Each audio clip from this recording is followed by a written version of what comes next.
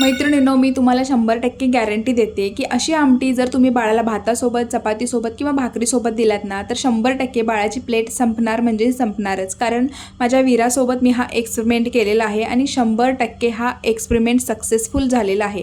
आणि तीच आमटी आज मी तुमच्यासोबत शेअर करत आहे. बघा, परवाच नागपंचमी झाली, सगळ्यांच्याच घरी पुरणपोळी आणि कटाची आमटी असणार आहे. तर त्याच दिवशी मी हा व्हिडिओ शूट केलेला आहे. सो थोडीफार तुम्हाला कटाची आमटी माझी दिसली असेल. चला तर बघूया ही बाळाची आमटी कशी बनवायची. तर मैत्रिणींनो, या आमटीला खारी आमटी सुद्धा म्हटलं जातं आणि मोठी लोक सुद्धा ही फार आवडीने आमटी खातात.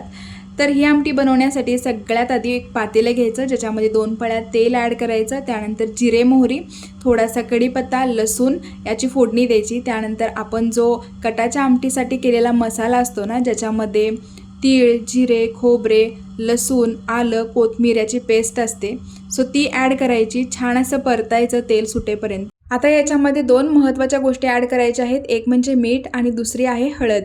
मिठामुळे छान अशी चव येते आणि हळदीचा एक वेगळाच अरोमा या आमटीला येतो.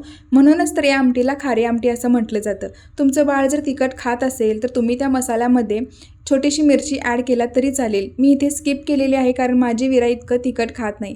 त्यानंतर आपण कटाच्या आमटीसाठी जे एळवण्याचं पाणी काढलेलं असतो ते आवर्जून या आमटीसाठी काढायचं आणि या मसाल्यामध्ये ते पाणी ॲड करायचं.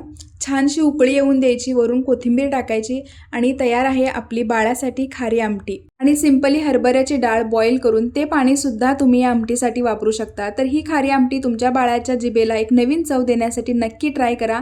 दूध भात, वरण भात देण्याऐवजी अशी आमटी बनवून द्या. नक्की बाळाची पूर्ण प्लेट संपेल. व्हिडिओ आवडला असेल तर लाईक, शेअर आणि सबस्क्राईब.